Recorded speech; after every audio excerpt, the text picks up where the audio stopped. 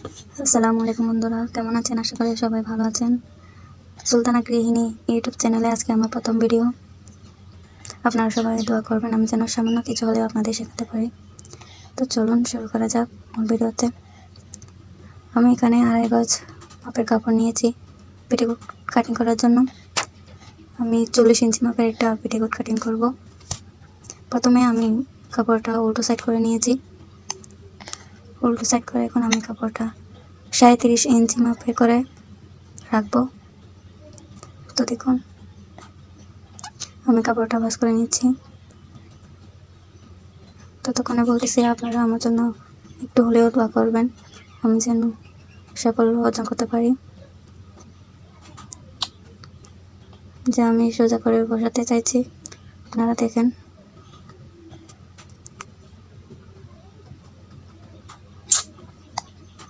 আমি সোজা করে বসালাম।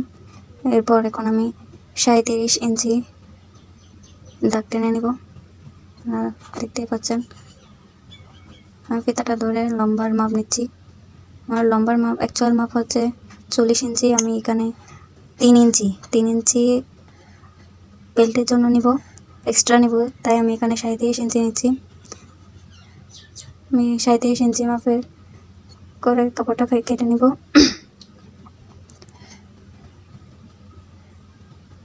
দেখুন আমি কাপড়টা কেটে নিয়েছি।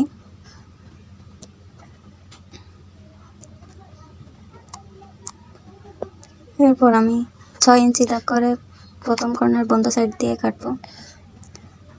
আমি আমার দিকে বন্ধ সাইডটা রেখেছি এবং অপর পাশে খোলা সাইডটা রেখেছি, এটা অবশ্যই মনে রাখতে হবে।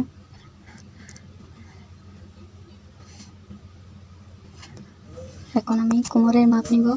আমার কোমরের মাপ হচ্ছে 44 ইঞ্চি। 44কে 8 ভাগে ভাগ করলে হয় 5.5 ইঞ্চি। আমি এক্সট্রা 6 ইঞ্চি নিব। আমি এক্সট্রা হাফ ইঞ্চি নেব সেলাইয়ের জন্য। এরপর আমি 6 ইঞ্চিতে দাগটা করে নিলাম। এরপর এর বিপরীত পাশে নিচের বিপরীত পাশে আবার 6 ইঞ্চি দাগ দিয়ে নিব এবং দাগ অনুযায়ী কাটিং করে নিব।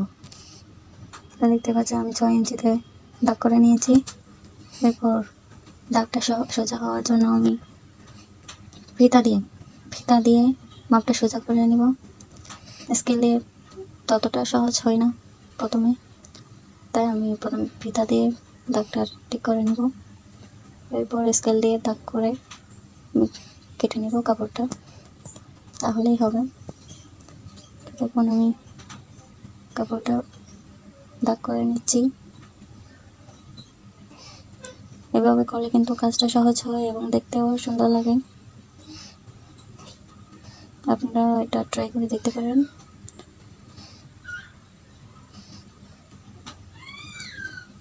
আমি গুছিয়ে কথা বলতে পারি না, তাই আপনারা কিছু মনে করবেন না। প্রথম ভিডিও, আমি এর আগে কখনো ভিডিও করিনি, আজকে আমার প্রথম ভিডিও, তাই অনেকটাই নার্ভাস হচ্ছে হয়তো।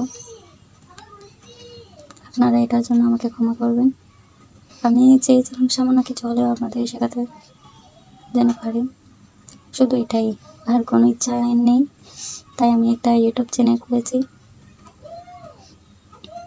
আপনারা হয়তো মনে করবেন পারে না, শুধু জানে না, তারপর কেন ইউটিউব চ্যানেল খুলতেছে, এগুলো করা কি খুবই দরকার ছিল? আমি আসলে ইন্সপায়ার হয়ে ভিডিওটা করছি। দেখি যে অনেক আপুরাই ঘরে বসে এরকম সেলাই কিংবা কাটিং বা অনেক কিছুই করে। আমার এগুলো দেখে অনেক ভালো লাগে, সেজন্য ভাবলাম যে আমিও করি।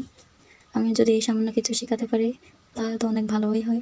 আমিও শিখছি, অনেকেও শেখাচ্ছি, এটা তো ভালো জিনিস, এটা তো খারাপ কিছু না। তাই করলাম, আপনারা মনে কিছু করবেন না, যদি ভুল হয় আপনারা ক্ষমা করবেন। এরপর আমি কাপড়টা কাটিং করে নিলাম। দেখুন বন্ধ সাইডগুলো আমি কাটিং করে নিচ্ছি।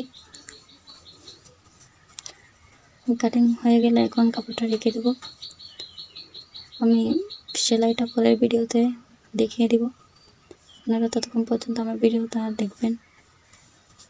আমার ভিডিওতে একটা করে লাইক দিবেন সবাই, একটা অনুরোধ রইল।